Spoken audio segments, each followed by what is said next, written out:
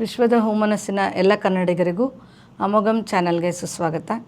ಇಂದು ನಮ್ಮ ಸ್ಟುಡಿಯೋಗೆ ಬಂದಿರೋರು doctor Satish Chandra sir ಅವರು. ಇವರು ಕನ್ನಡ ಪ್ರಾಧ್ಯಾಪಕರು ಮತ್ತು ಹೆಸರಾಂತ ಸಾಹಿತಿಗಳು. ನಮಸ್ಕಾರ ಸರ್. ನಮಸ್ತೆ ಮೇಡಮ್. ನಮ್ಮ ಕಾರ್ಯಕ್ರಮಕ್ಕೆ ಸ್ವಾಗತ ಸರ್. ನನಗೂ ತುಂಬ ಸಂತೋಷ ಆಯಿತು. ನಿಮ್ಮ ಒಂದು ಚಾನಲ್ನ ನಾನು ತುಂಬ ದಿವಸದಿಂದ ನೋಡಿಕೊಂಡು ಬರ್ತಾಯಿದ್ದೀನಿ. ಧನ್ಯವಾದಗಳು. ಸಾಹಿತ್ಯ ಮತ್ತು ಸಂಸ್ಕೃತಿಯ ಬಗ್ಗೆ ನಿಮ್ಮ ಅಪಾರವಾದಂತಹ ಕಾಳಜಿ ಅದನ್ನು ನೋಡಿ ತುಂಬ ಸಂತೋಷ ಆಯಿತು. ಇಲ್ಲಿಗೆ ಬಂದಿರೋದು ನನ್ನ ಅದೃಷ್ಟ ಅಂತ ನಾನು ಭಾವಿಸ್ತೇನೆ. ಧನ್ಯವಾದಗಳು ಸರ್.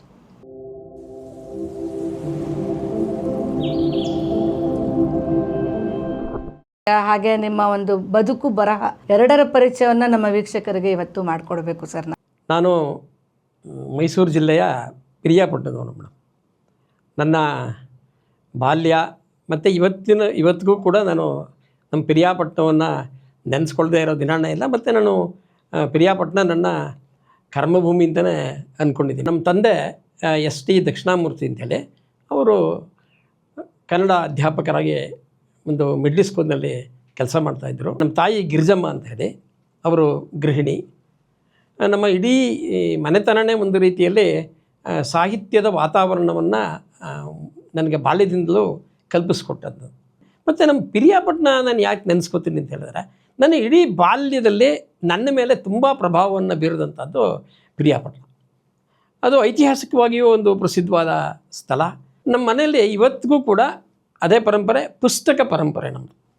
ಸಾವಿರಾರು ಪುಸ್ತಕಗಳು ಇವತ್ತು ನಾನು ಇಲ್ಲಿ ಇಟ್ಟಿದ್ದೀನಿ. ಅದು ನಮ್ಮ ತಂದೆಯಿಂದ ಬಂದ ಬಳುವಳಿ ಅಂತ ಹೇಳ್ಕೊಳ್ಳೋಕ್ಕೆ ಇಷ್ಟಪಡ್ತೀನಿ. ಅವರು ನಾವು ಏನು ಆಸ್ತಿ ಮಾಡಿದ್ದೀರಿ ಅಂತ ಯಾರು ಕೇಳಿದ್ರೆ ನಾನು ಇವತ್ತಿಗೂ ಹೇಳೋದು ಪುಸ್ತಕನೇ ನನ್ನ ಆಸ್ತಿ. ನಮ್ಮನೆಗೆ ಅನೇಕ ದಿಗ್ಗಜರು ಬರ್ತಾಯಿದ್ರು. ಇದು ಭಾಳ ನನಗೆ ಹೆಮ್ಮೆ ಅನಿಸುತ್ತೆ. ಆ ಕಾಲದಲ್ಲಿ ನಮ್ಮ ತಂದೆ ನಮ್ಮ ತಾಲೂಕಲ್ಲಿ ಏನು ಭಾಷಣ ನಡೆದ್ರು ನಮ್ಮ ತಂದೆ ಅಲ್ಲದೆ ಮುಂಚೂಣಿಲಿದ್ದವರು. ಅವರು ನಮ್ಮ ತಂದೆ ಕಲಾವಿದರು. ಅವರು ಅನೇಕ ನಾಟಕಗಳಲ್ಲಿ ಅಭಿನಯಿಸ್ತಾಯಿದ್ರು. ಇವೆಲ್ಲ ನನ್ನ ಬಾಲ್ಯದಲ್ಲಿ ನೋಡ್ಕೊಂಡು ಬಂದಮೇಲೆ ನನಗೂ ಇದರಲ್ಲಿ ಏನಾದ್ರು ಒಂದು ಕೆಲಸ ಮಾಡಬೇಕು. ನನ್ನ ತಂದೆಗೆ ಇನ್ನೊಂದು ಆಸೆ ಏನಿತ್ತು ಅಂದರೆ ನನ್ನನ್ನು ಕನ್ನಡ ಅಧ್ಯಾಪಕನಾಗಿ ಮಾಡಬೇಕು ಅಂತ ಅವ್ರ ಆಸೆ ಇತ್ತು. ಅಂದರೆ ನೀವಾಗೆ ಆಸಕ್ತಿಯಿಂದ ಕನ್ನಡ ಆಯ್ಕೆ ಮಾಡಿಕೊಂಡ್ರು, ಇಲ್ಲ ನಿಮ್ಮ ತಂದೆಯವ್ರು ಹೇಳಿದ್ರು ಅಂತ ಕನ್ನಡನ ಆಯ್ಕೆ ಮಾಡ್ಕೊಂಡು? ಇಲ್ಲ, ಕನ್ನಡ MA ಅಲ್ವಾ? ಹೌದು, BA ಯಲ್ಲೂ ಕನ್ನಡ. ಅದಕ್ಕೊಂದು ತುಂಬ ಕನ್ನಡ ಐಚ್ಛಿಕವಾಗಿ ತಗೊಂಡು. ಹೌದು, ಯಾಕೆಂದರೆ ನನಗೆ ಬಾಲ್ಯದಲ್ಲಿ ಪ್ರೈಮರಿ ಸ್ಕೂಲಿಂದ ಹಿಡಿದು PUCವರೆಗೆ ಕನ್ನಡ ಕ್ಲಾಸನ್ನು ನಾನು ಯಾವತ್ತೂ ತುಂಬ ಮುತುವರ್ಜಿಯಿಂದ ಕೇಳ್ತಿದ್ದೆ. ನನಗೆ ಉಳಿದ ಸಬ್ಜೆಕ್ಟ್ ಬಗ್ಗೆ ಆಸಕ್ತಿ ಇದ್ದರೂ ನನಗೆ ಕನ್ನಡ ಅಂದರೆ ಭಾಳ ಪ್ರಾಣ. ಮತ್ತು ಅವಾಗ ನಮ್ಮನ್ನು ಕೆಲವು ಹೈಸ್ಕೂಲ್ಗಳಲ್ಲಿ ಏನಾಗೋದು, ಕಂಬೈನ್ ಮಾಡಿಬಿಡೋರು.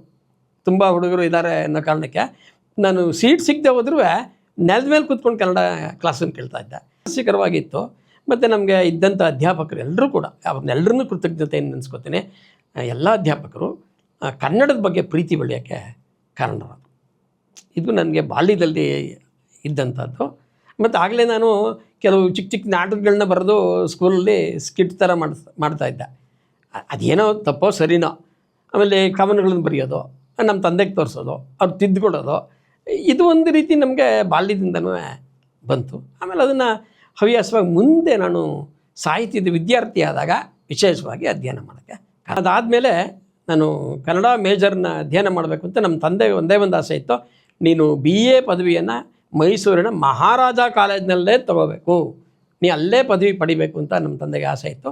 ಹಾಗಾಗಿ ನಾನು ಅಲ್ಲಿ 1981ಕ್ಕೆ ಮೈಸೂರು ಮಹಾರಾಜಾಸ್ ಕಾಲೇಜ್ಗೆ ಬಂದೆ.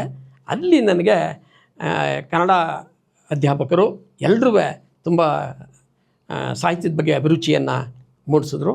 ಕನ್ನಡದ ಶ್ರೇಷ್ಠ ಪ್ರಾಧ್ಯಾಪಕರಲ್ಲಿ ಒಬ್ಬರಾಗಿರುವಂಥ ಡಾಕ್ಟರ್ PK ರಾಜಶೇಖರ್ ಅವರು ನನ್ನ ಮೇಲೆ ತುಂಬ ಪ್ರಭಾವವನ್ನು ಬೀರಿ BAಯಲ್ಲಿ ನನಗೆ ಸಾಹಿತ್ಯನ ಹೇಗೆ ಬರೀಬೇಕು ಅನ್ನೋದನ್ನು ಹೇಳ್ಕೊಟ್ರು. ಅದಕ್ಕಿಂತ ಮುಂಚೆ ನನಗೆ ಹೈಸ್ಕೂಲಲ್ಲಿ P ಕರಿಯಪ್ಪನವರು ಅಂತಿದ್ರು. ತುಂಬ ಅದ್ಭುತವಾಗಿ ಕನ್ನಡವನ್ನು ವ್ಯಾಕರಣವನ್ನು ಪಾಠ ಮಾಡ್ತಾಯಿದ್ರು. ಆಮೇಲೆ PUCಗೆ ಬಂದಾಗ B ನಾರಾಯಣ್ ಅಂತ ಇದ್ದರು. ಅವರು ವಿಮರ್ಶೆ ಯಾವ ರೀತಿ ಮಾಡಬೇಕು ಅಂತ ನನಗೆ ಹೇಳ್ಕೊಟ್ರು. ಇವೆರಡು ನನ್ನ ಮೇಲೆ ಪ್ರಭಾವ ಬೀರಿತು. ಇನ್ನು ಪ್ರೈಮರಿ ಶಾಲೆಯಲ್ಲಂತೂ ಎಲ್ಲ ಅಧ್ಯಾಪಕರು ನಮಗೆ ಕನ್ನಡದ ಬಗ್ಗೆ ಒಲವನ್ನು ತೋರಿಸಿದ್ರು. ಮನೆಯಲ್ಲಿ ನಮ್ಮ ತಂದೆ ಇದ್ದೇ ಇದ್ದರು, ನಮ್ಮ ತಾತ ಇದ್ದರು. ಹಾಗಾಗಿ ನನಗೆ ತುಂಬ ಪ್ರೀತಿ ಬಂತು. ಅದಾದಮೇಲೆ BA ಮೈಸೂರಲ್ಲಿ ಮಾಡಿಕೊಂಡೆ. ಆನಂತರ ನಾನು ಬೆಂಗಳೂರಿಗೆ ಬಂದೆ. ಬೆಂಗಳೂರಿನ ಜ್ಞಾನ ಭಾರತಿಯಲ್ಲಿ ನಾನು MA ಪದವಿಯನ್ನು ಪಡ್ಕೊಂಡೆ. ಆಗ ನಮಗೆ ಇದ್ದಂಥವರು ರಾಷ್ಟ್ರಕವಿ ಡಾಕ್ಟರ್ GS ಶಿವರುದ್ರಪ್ಪನವರು ಅಧ್ಯಾಪಕರಾಗಿದ್ದರು. ನಾನವ್ರ ಶಿಷ್ಯ, ಅವರು ನಮಗೆ ಅಧ್ಯಾಪಕರಾಗಿದ್ದರು ಅಂತ ಹೇಳೋದು ತುಂಬ ಇದಾಗತ್ತೆ. ನಾನು ಅವರ ಶಿಷ್ಯನಾಗಿ ಅಲ್ಲಿ ಸೇರಿಕೊಂಡೆ. ಆಗ ಅಲ್ಲಿದ್ದಂಥವರು ಡಾಕ್ಟರ್ M ಚಿದಾನಂದ ಮೂರ್ತಿಗಳು, ಡಾಕ್ಟರ್ NS ಲಕ್ಷ್ಮೀನಾರಾಯಣ ಭಟ್ರು, ಅಲ್ಲಿಂದ ಬಂದೆ ಡಾಕ್ಟರ್ ಹಂಪ ನಾಗರಾಜನವರು, ಆಮೇಲೆ ಡಾಕ್ಟರ್ KV ನಾರಾಯಣ್, ಅಲ್ಲಿ ದೊಡ್ಡ ವಿಮರ್ಶಕರು, doctor DR Nagaraj, doctor Kiran Nagaraj, ಸಿದ್ಧಲಿಂಗಯ್ಯನವರು, ಡಾಕ್ಟರ್ ಮರಳು ಸಿದ್ದಪ್ಪನವರು, ಡಾಕ್ಟರ್ ಬಸವರಾಜ್ ಕಲ್ಲಗುಡಿಯವರು, ಸುಮತೀಂದ್ರ ನಾಡಿಗವರು. ಅದ್ಭುತವಾಗಿ ಎಲ್ಲ ನಮಗೆ, ನಾನವರ ವಿದ್ಯಾರ್ಥಿಯಾಗಿದ್ದೆ. ತುಂಬ ಪ್ರೀತಿ ವಿಶ್ವಾಸದಿಂದ ನಮ್ಮನ್ನು ಬೆಳೆಸಿದ್ರು. ಇನ್ನೊಂದು ವಿಶೇಷ ಅಂದರೆ ಡಾಕ್ಟರ್ PK ರಾಜಶೇಖರ್ ಮತ್ತು ಡಾಕ್ಟರ್ KV ನಾರಾಯಣ್ ಇಬ್ಬರೂ ನಮ್ಮ ತಂದೆಯ ವಿದ್ಯಾರ್ಥಿಗಳು, ನಾನು ಅವ್ರ ವಿದ್ಯಾರ್ಥಿ. ಇದು ಒಂದು ರೀತಿ ಯೋಗ ಅಂತ ನನಗೆ ಅನಿಸುತ್ತೆ. ಮತ್ತು ಅವರೆಲ್ಲ ತುಂಬ ಪ್ರೀತಿ ವಿಶ್ವಾಸ. ಆಮೇಲೆ ಬರಗೂರು ರಾಮಚಂದ್ರಪ್ಪ ನಮಗೆ, ನಾನು ಅವರ ವಿದ್ಯಾರ್ಥಿಯಾಗಿದ್ದ. ಅವರು ತುಂಬ ಚೆನ್ನಾಗಿ ನನಗೆ ಸಿನಿಮಾ ಬಗ್ಗೆನೂ ಸಾಕಷ್ಟು ಅವ್ರ ಪುಸ್ತಕ ಎಲ್ಲ ಓದ್ತಾ ಇದ್ದೆ. ಅವರು ಕೂಡ ನನಗೆ ಮಾರ್ಗದರ್ಶನ ಮಾಡಿದ್ದಾರೆ. ಸೊ ಎಲ್ಲರ ಒಂದು ಹಾರೈಕೆಯಲ್ಲಿ ನಾನು ಇನ್ನೂ ಸಾಹಿತ್ಯದ ವಿದ್ಯಾರ್ಥಿ ಮೇಡಮ್. ಯಾಕೆಂದರೆ ಸಾಹಿತ್ಯನ ತುಂಬ ಅಗಾಧವಾಗಿರುವಂಥದ್ದು ಕನ್ನಡ. ಅದಲ್ಲದೆ ಕನ್ನಡದ ಎಲ್ಲ ಶ್ರೇಷ್ಠ ಕವಿ ಕಾವ್ಯ ಪರಂಪರೆಯನ್ನು ಓದಿಕೊಂಡು ನಾನು ಬೆಳೆದಿದ್ದೀನಿ ಅಂತ ಹೇಳೋಕ್ಕೆ ತುಂಬ ಸಂತೋಷ ಆಗುತ್ತೆ. ಇದು ನನ್ನ ಓದಿನ ಹಿನ್ನೆಲೆ. ಹಾಂ, PhDಯನ್ನು ನಾನು 2010ರಲ್ಲಿ ಮುಗಿಸಿದೆ. ನಾನು ಮೈಸೂರಿಗೆ, ಅಲ್ಲಿ ಬೆಂಗಳೂರು ವಿದ್ಯಾಭ್ಯಾಸ ಎಲ್ಲ ಮುಗಿಸ್ಕೊಂಡು ನಾನು ಅನೇಕ ಕಡೆ ಕೆಲಸವನ್ನು ಮಾಡಿದೆ. ಅದಕ್ಕಿಂತ ಮುಂಚೆ ನಾನು ತಾತ್ಕಾಲಿಕ ಅಂದರೆ ಅರೆಕಾಲಿಕ ಉಪನ್ಯಾಸಕನಾಗೂ ಪಿರಿಯಾಪಟ್ಟಣದಲ್ಲಿ ಕೆಲಸ ಮಾಡಿ ಅಲ್ಲಿ ಅಪಾರವಾದ ಅನುಭವ ಆಯಿತು ನನಗೆ. ಅಲ್ಲಿ ನನಗೆ TC ವಸಂತರಾಜರಸ್ ಅಂತ ಪ್ರಿನ್ಸಿಪಾಲ್ ಇದ್ದರು. ಅವ್ರಿಗೆ ನನ್ನ ಮೇಲೆ ತುಂಬ ಪ್ರೀತಿ. ನೀನು ಕನ್ನಡನೇ ತಗೋಬೇಕು. ಪಿರಿಯಾಪಟ್ಟಣದಲ್ಲಿ ಮಾಡಿದೆ. ಮಾಡಿದೆ. ಆನಂತರ ನನಗೆ ಕಾಯಮ್ಮಾಗಿ ನಾನು ಪ್ರಥಮ ದರ್ಜೆ ಕಾಲೇಜಲ್ಲಿ ಹಳಿಯಾಳ, ಉತ್ತರ ಕನ್ನಡ ಜಿಲ್ಲೆಯಲ್ಲಿ ಕೆಲಸ ಮಾಡಿದೆ. ಅಲ್ಲಿಂದ KR ನಗರಕ್ಕೆ ಬಂದೆ. KR ನಗರದಿಂದ ಸಾಲಿಗ್ರಾಮದಲ್ಲಿ ಕೆಲಸ ಮಾಡಿದೆ. ಮತ್ತೆ KR ನಗರಕ್ಕೆ ಬಂದೆ. ಅಲ್ಲಿಂದ ರಿಟೈರ್ಡ್ ಆದ.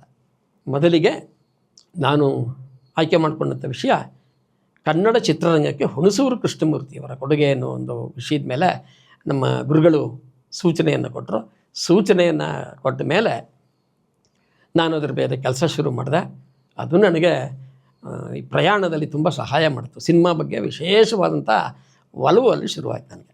ಅಂದರೆ ನಿಮಗೆ ಅದಕ್ಕೆ ಬೇಕಾಗಿರೋ ಈ ಕ್ಷೇತ್ರ ಕಾರ್ಯದಲ್ಲಿ ಡೇಟಾಬೇಸ್ ಎಲ್ಲ ಹೌದು, ಇದು ಬಹಳ ಒಳ್ಳೆಯ ಪ್ರಶ್ನೆ ಮೇಡಮ್. ಯಾಕೆಂದರೆ ಯಾವುದೇ ಒಂದು ಸಂಶೋಧನೆ ಟೇಬಲ್ ವರ್ಕಲ್ಲೂ ಮಾಡ್ಬೋದು, ಆದರೆ ಅದು ಅದಕ್ಕಿಂತ ಹೆಚ್ಚು ನಾವು ಆಯ್ಕೆ ಮಾಡಿಕೊಳ್ಳೋ ವಿಷಯದ ಮೇಲೆ ಅದು ಅವಲಂಬಿತವಾಗಿರುತ್ತೆ. ನಾನು ಆಯ್ಕೆ ಮಾಡಿಕೊಂಡಿದ್ದು ಹುಣಸೂರು ಕೃಷ್ಣಮೂರ್ತಿಯವರು. ಆದ್ದರಿಂದ ನನಗೆ ಅದಕ್ಕಿಂತ ಮುಂಚೆ ಅಲ್ಲಿ ಸೋರ್ಸ್ಗಳು ತುಂಬ ಕಮ್ಮಿ ಇತ್ತು. ಸಿನಿಮಾ ಬಗ್ಗೆ ಪುಸ್ತಕಗಳು ಇರ್ತಾಯಿತ್ತು, ತುಂಬ ಕಡಿಮೆ ಇತ್ತು. ಹಾಗೆ ನಾನು ಕ್ಷೇತ್ರ ಕಾರ್ಯವನ್ನು ಶುರು ಮಾಡಿಕೊಂಡೆ ಮೇಡಮ್. ಅದಕ್ಕೆ ಬಹಳ ಮುಖ್ಯವಾಗಿ ನನಗೆ ಸಹಕಾರವನ್ನು ಮೊದಲಿಗೆ ಕೊಟ್ಟವರು ಯಾರನ್ನು ನೋಡಬೇಕು. ನನಗೆ ಸಿನಿಮಾ ನೋಡೋ ಹುಚ್ಚಿತ್ತು. ಸಿನಿಮಾದವ್ರಿಗೆ ಒಬ್ಬರು ನನಗೆ ಪರಿಚಯ ಅಲ್ಲ. ತುಂಬ ಕಷ್ಟ. ಎಲ್ಲ ಕೇಳಿದ್ರು. ಕೆಲವರು ಹೇಳಿದ್ರು, ಇಷ್ಟು ಕಷ್ಟವಾಗಿರೋ ವಿಷಯ ನೀ ಯಾಕೆ ತೊಗೊಂಡಿದ್ದೀನೋ, ಯಾರು ಹೇಳ್ತಾರೆ ನಿಮಗೆ, ಏನು ಸಮಾಚಾರ ಅಂತ. ಆದರೆ ನನಗೆ ಆ ಸಂದರ್ಭದಲ್ಲಿ ನಾನು ನೆನೆಸ್ಕೋಬೇಕಾಗಿರೋದು ನಮ್ಮ ಭಾವ ಆನಂದ್ ಕುಮಾರ್ ಮತ್ತು ಮಂಡ್ಯ ರಮೇಶ್ ಅವರ ತಂದೆ ಶ್ರೀ ಸುಬ್ರಹ್ಮಣ್ಯಂ ಅವ್ರನ್ನ ನೆನೆಸ್ಕೋಬೇಕು. ನನಗಿಲ್ಲಿ ಮಂಡ್ಯದಲ್ಲಿ ಒಬ್ಬರು ಪ್ರಹ್ಲಾದರಾವ್ ಅಂತ ಇದ್ದರು. ಅವರು ಈ ರಂಗಭೂಮಿ ಸಾಹಿತ್ಯ ಸಾಂಸ್ಕೃತಿಕ ಚಟುವಟಿಕೆಗಳನ್ನು ಅವರು ಕೋಆರ್ಡಿನೇಟ್ ಮಾಡ್ತಾಯಿದ್ರು. ಅವರು ನೋಡು ನಿನಗೆ ಅವ್ರಿಗೆ ನಾನು ಹೇಳ್ತೀನಿ, ಅವರು ಯಾರಿಗಾರು ಹೇಳ್ತಾರೆ ಅಂತ. ಆಗ ಅವರು ನನಗೆ ಸೂಚನೆ ಕೊಟ್ಟಿದ್ದು ಪ್ರಹ್ಲಾದರಾವು ಬೆಂಗಳೂರು ವಾರ್ತಾ ಮತ್ತು ಪ್ರಚಾರ ಇಲಾಖೆಯಲ್ಲಿ ಕೆಲಸ ಮಾಡ್ತಾಯಿದ್ದಂಥ ಆನಾ ಪ್ರಹ್ಲಾದರಾವ್ ಅಂತ ಕೇಳಿರ್ಬೇಕು. ಅವರು ಪದಬಂಧ, ಕನ್ನಡ ಪದಬಂಧ ಕ್ಷೇತ್ರದಲ್ಲಿ ಅದ್ವಿತೀಯವಾದ ಕೆಲಸವನ್ನು ಮಾಡಿದ್ದಾರೆ. ಮತ್ತು ಸಿನಿಮಾ ಲೇಖನಗಳನ್ನು ಕೂಡ ಬರೀತಾಯಿದ್ರು. ಅವ್ರನ್ನ ಹೋಗಿ ನಾನು ಕೇಳಿದಾಗ ತುಂಬ ಸಂತೋಷಪಟ್ಟು ಅವ್ರು ನನ್ನನ್ನು ತುಂಬ ಚೆನ್ನಾಗಿ ಸತ್ಕರಿಸಿ, ಮೊದಲನೇ ನನಗೇನು ಅವ್ರ ಪರಿಚಯ ಇತ್ತಿಲ್ಲ, ಸುಮ್ಮನೆ ಫೋನ್ ಮಾಡೋದು, ಪರಿಚಯ ಮಾಡ್ಕೊಳ್ಳೋದು. ನಾನು ಅವ್ರ ಆಫೀಸ್ಗೆ ಹೋದಾಗ ನನ್ನನ್ನು ಭಾಳ ಪ್ರೀತಿಯಿಂದ ಕರೆದು ಊಟ ಎಲ್ಲ ಹಾಕಿ ಬನ್ನಿ ನಾಳೆ ನಮ್ಮ ಮನೆಗೆ ಬೆಳಗ್ಗೆ ಅಂದರು. ಅವ್ರ ಮನೆಗೆ ಹೋದೆ. ಆಗ ಅವರು ಒಂದು ಪಟ್ಟಿ ಕೊಟ್ಟರು, ಸಿನಿಮಾದಲ್ಲಿ ಯಾರ್ಯಾರನ್ನು ಭೇಟಿ ಮಾಡಬೇಕು ಅಂತ. ಅದರಲ್ಲಿ ನನಗೆ ಭಾಳ ಮುಖ್ಯವಾಗಿ ಇವತ್ತು ಸಿನಿಮಾ ಕ್ಷೇತ್ರದಲ್ಲಿ ಅದರ ಇತಿಹಾಸವನ್ನು ತುಂಬ ಕೂಲಂಕಷವಾಗಿ ಅಧ್ಯಯನ ಮಾಡಿರುವಂತಹ NS ಶ್ರೀಧರ ಮೂರ್ತಿಗಳು ಅವರ ಪರಿಚಯನ ಮಾಡಿಸ್ಕೊಟ್ರು. ಆಗ ಅವರು ಮಲ್ಲಿಗೆ ಪತ್ರಿಕೆಯಲ್ಲಿ ಸಂಪಾದಕರ ಕೆಲಸ ಮಾಡ್ತಿದ್ದರು. ಅದು ಸಿನಿಮಾ ಆರ್ಟಿಕಲೆಲ್ಲ ಬರೀತಿದ್ದರು. ಅದೆಲ್ಲ ನಾನು ಓದ್ಕೊಂಡಿದ್ದೆ. ನಾನು ಅವರನ್ನು ಭೇಟಿ ಮಾಡಿ ಹಿಂಗೆ ಅಂತ ಅವರು ಖುಷಿಪಟ್ಟು, ನೀವು ಮಾಡಿ ಈ ಸಾಧನೆಯನ್ನು ಮಾಡಬೇಕು, ಆದರೆ ಅರ್ಧಕ್ಕೆ ಬಿಡಬೇಡಿ ದಯಮಾಡಿ. ಸುಮಾರು ಜನ ಬಂದು ಆಸಕ್ತಿ ವಹಿಸ್ತಾರೆ ಆರಂಭದಲ್ಲಿ, ಆಮೇಲೆ ಕ್ಷೇತ್ರ ಕಾರ್ಯ ಅಂತೆಲ್ಲ ಬಂದಾಗ ಹಿಂದೇಟು ಹಾಕೋ ಸಾಧ್ಯತೆಯೂ ಇರುತ್ತೆ. ದಯಮಾಡಿ ನೀವು ಆ ರೀತಿ ಮಾಡೋದಾದರೆ ನೀವು ಸಂಶೋಧನೆ ಮಾಡದಿದ್ರು ಆಗುತ್ತೆ ಅಂತ ಕಿವಿ ಮಾತಾಡಿದ್ರು. ಹೀಗೆ ಸಂಶೋಧನೆ ಆಯಿತು. ಆನಂತರ ನಾನು ನೇರವಾಗಿ ಖ್ಯಾತ ನಿರ್ದೇಶಕ ಭಾರ್ಗವ ಅವರನ್ನು ಭೇಟಿ ಮಾಡಿದೆ. ಯಾಕಂದರೆ ಅವರು ಹುಣಸೂರು ಕೃಷ್ಣಮೂರ್ತಿಯವರ ತಮ್ಮನ ಅಣ್ಣನ ಮಗ. ಆಮೇಲೆ ದ್ವಾರಕೀಶ್ ಸರ್ ಅವರನ್ನು ಭೇಟಿ ಮಾಡಿದೆ. ಭಾರ್ಗವ ಸರ್ ಮತ್ತು ದ್ವಾರಕೀಶ್ ಸರ್ ಇಬ್ಬರು ನನಗೆ ತುಂಬ ಪ್ರೀತಿ ವಿಶ್ವಾಸ ತೋರಿಸಿದ್ರು. ದ್ವಾರಕೀಶ್ ಸರ್ ಅವರ ತಂಗಿ ಮಗ, ಹುಣಸೂರು ಕೃಷ್ಣಮೂರ್ತಿಯವ್ರ ತಂಗಿ ಮಗ. ಆಮೇಲೆ ಹುಣಸೂರು ಕೃಷ್ಣಮೂರ್ತಿಯವ್ರ ಮಗ ಡಾಕ್ಟರ್ HK ನರಹರಿ ಸರ್ ಅಂತ, ಅವರು ಬೆಂಗಳೂರಲ್ಲಿದ್ದರು. ಅವರು ಅಧ್ಯಾಪಕರು, ತುಂಬ ದೊಡ್ಡ ಕೆಲಸದಲ್ಲಿದ್ದರು. ಅವರು ವಿಜ್ಞಾನಿ, MS ರಾಮಯ್ಯ ಕಾಲೇಜಲ್ಲಿ ಡೀನಾಗಿ ಕೆಲಸ ಮಾಡ್ತಿದ್ದರು. ಅವ್ರ ಮನೆಗೆ ಹೋಗಿ ಅವರಿಂದ ವಿಷಯ ಸಂಗ್ರಹಿಸಿ, ಆನಂತರ ಚಲನಚಿತ್ರ ಕ್ಷೇತ್ರದ ದಿಗ್ಗಜರಾದ MP ಶಂಕರ್ ಅವರು, BM ವೆಂಕಟೇಶು, ರತ್ನಾಕರ್ ಅವರು, CV ಶಿವಶಂಕರ್ ಅವರು, ಹೀಗೆ ಅನೇಕ ಜನ, ಶಿವರಾಮ್ ಅವರು, ಎಲ್ಲರನ್ನೂ ಭೇಟಿ ಮಾಡಿ ವಿಷಯವನ್ನು ಸಂಗ್ರಹಿಸಿ ನಮ್ಮ ಮಾರ್ಗದರ್ಶಕರು PK ರಾಜಶೇಖರ್ ಸರ್ ಅವರು ಯಾವಾಗಲೂ ನನಗೆ ತುಂಬ ಪ್ರೋತ್ಸಾಹ ಕೊಡೋರು. ನಾನು ಹಿಂದೆ ಹೊಡಿತಾ ಇದ್ದ ಸಂದರ್ಭದಲ್ಲೆಲ್ಲ ಬೇಡ ನೀನು ಚೆನ್ನಾಗಿ ಕೆಲಸ ಮಾಡಬೇಕು, ನಿಲ್ಲಿಸಬಾರ್ದು ಅಂತ ಹೇಳಿದ್ರು. ಹೀಗಾಗಿ ನಾನು ಆ ಸಂಶೋಧನೆಯನ್ನು ಮಾಡಿ ಮೈಸೂರು ವಿಶ್ವವಿದ್ಯಾನಿಲಯದಿಂದ 2010ರಲ್ಲಿ PhD ಪದವಿಯನ್ನು ಪಡ್ಕೊಂಡು, ಇದು ಒಂದು ರೀತಿಯಲ್ಲಿ ಸಮಾಧಾನ ನನಗೆ ತಂದಿದೆ. ಇನ್ನೂ ಕೆಲಸ ಮಾಡಬೇಕು, ಇದು ಆರಂಭದ ಹೆಜ್ಜೆ. ಮನೆಯಲ್ಲಿ ಒಂದು ಗ್ರಂಥಾಲಯ ಇರಬೇಕು ಅಂತ ನನ್ನ ಆಸೆ ಮೇಡಮ್. ಯಾಕೆಂದರೆ ಒಂದು ಗ್ರಂಥಾಲಯ ಮನೆಯಲ್ಲಿದ್ದರೆ ಅದು ಯಾರೇ ಬಂದರೂ ಒಬ್ಬ ಅಧ್ಯಾಪಕರ ಮನೆಗೆ ಅವ್ರು ಫಸ್ಟ್ ಕೇಳೋದು ಎಷ್ಟು ಪುಸ್ತಕ ಇಟ್ಟಿದ್ದೀರಿ ಅಂತ ಕೇಳ್ತಾರೆ. ಎಲ್ಲರೂ ಕೇಳಿದ್ದಾರೆ ನನ್ನ ಆ ರೀತಿ. ನಾನೇನು ಸಂಗ್ರಹಿಸಿಲ್ಲ ಅಂತ ಅಂದಾಗ ಅವ್ರು ಏನು ಅಂದುಕೊಳ್ಳದವರು ನನಗೆ ಒಂಥರ ಮನಸ್ಸಿಗೆ ಅನ್ಸಕ್ಕೆ ಶುರು ಆಗ್ಬಿಡುತ್ತೆ. ಹಾಗೆ ನಾನು ಫಸ್ಟ್ ಯಾರೇ ನಮ್ಮ ಮನೆಗೆ ಬಂದರೋ, ನಮ್ಮ ಬಂಧು ಬಳಗ ಬರಲಿ, ನಮ್ಮ ಸ್ನೇಹಿತರು ಬರಲಿ, ಲೈಬ್ರರಿ ಕರ್ಕೊಂಡು ನೋಡಿ ಎಷ್ಟು ಪುಸ್ತಕ ಇಟ್ಟಿದ್ದೀನಿ ನಾನು. ನನ್ನ ಆಸ್ತಿಯಿಂದ ಯಾರೆಲ್ಲ ಕೇಳಿದ್ರೆ ಇವತ್ತು ಪುಸ್ತಕನ, ಈ ಕ್ಷಣಕ್ಕೂ ಪುಸ್ತಕ, ನನ್ನ ಕಡೆಯ ಕ್ಷಣದವರೆಗೂ ನಾನು ಪುಸ್ತಕ ತೊಗೋತೀನಿ, ಓದ್ತೀನಿ. ಇನ್ನು ನಾವು ಕೆಲಸ, ನಾನಿನ್ನೂ ಅಂಬೆಗಾಲಿಡ್ತಿರೋ ಮೇಡಮ್. ಮೊದಲ ಬಾರಿಗೆ ನನಗೆ ಒಂದು ಆಸೆ ಇದ್ದಿದ್ದು ಸಿನಿಮಾ ಕ್ಷೇತ್ರದ ಬಗ್ಗೆ ಏನಾರು ಒಂದು ಪುಸ್ತಕ ಬರೀಬೇಕಲ್ಲ. ನನಗೆ ವ್ಯಾಮೋಹ ಜಾಸ್ತಿ ಇತ್ತು. ಅವಾಗ ಏನು ಮಾಡ್ತಿದ್ದೆ, ಆಗ ಒಂದು ದಿನ ಇದ್ದಕ್ಕಿದ್ದ ಹಾಗೆ ನಮ್ಮ ಪ್ರೊಫೆಸರ್ ಬರಗೂರು ರಾಮಚಂದ್ರಪ್ಪ ಸರಿಂದ ಒಂದು ಫೋನ್ ಬಂತು. ಸತೀಶ್ ಚಂದ್ರ, ನಾನು ಬರಗೂರು ರಾಮಚಂದ್ರಪ್ಪ ಅಂದರು. ಸರ್ ನಮಸ್ಕಾರ ಸರ್ ಅಂದೆ. ಏನು ಸರ್ ಅಂದೆ, ನೋಡಿ ಕನ್ನಡ ಸಿನಿಮಾ ರಂಗಕ್ಕೆ 75 ವರ್ಷ ಆಗ್ತಾಯಿದೆ. 75 ವರ್ಷದಲ್ಲಿ ನಾವು 75 ಜನ ಸಾಧನೆ ಮಾಡಿರೋ ಪುಸ್ತಕ ತರ್ತಾಯಿದ್ದೀವಿ. ಅದರಲ್ಲಿ ಹುಣಸೂರು ಕೃಷ್ಣಮೂರ್ತಿಯವರ ಬಗ್ಗೆ ನೀವು ಒಂದು ಪುಸ್ತಕ ಬರೀಬೇಕು ಅಂದಾಗ ನನಗೆ ಆದ ಸಂತೋಷ ಅಷ್ಟಿಷ್ಟಲ್ಲ. ಒಂದು ಪುಟ್ಟ ಪುಸ್ತಕ ಅದು ಬರ್ಕೊಟ್ಟೆ. ಆ ಸಂದರ್ಭದಲ್ಲಿ ನಮ್ಮನ್ನು ಅಲ್ಲಿಗೆ ಇದಕ್ಕೆ ಕರೆಸಿದ್ರು, ಬೆಂಗಳೂರಿನ ಸಮಾರಂಭಕ್ಕೆ. ಅಲ್ಲಿ ಬೆಂಗಳೂರಿನ ಅರಮನೆ ಮೈದಾನದಲ್ಲಿ ನಡೀತು. ನನಗೆ ಎಷ್ಟು ಖುಷಿಯಾಯಿತು ಅಂದರೆ, ಸಿನಿಮಾದವ್ರನ್ನ ಹತ್ತಿರದಿಂದ ನೋಡೋದು ಒಂದು, ಮತ್ತು ನನ್ನ ಪುಸ್ತಕ ಅಲ್ಲಿ ಬಿಡುಗಡೆ ಆಗ್ತಾಯಿದೆಯಲ್ಲ, ಅದೊಂದು ಹೆಮ್ಮೆ ಅದು. ಆಗ ನಾನೇನು ಅಲ್ಲಿ ನಮ್ಮನ್ನೆಲ್ಲ ಕರೆಸಿದ್ರು.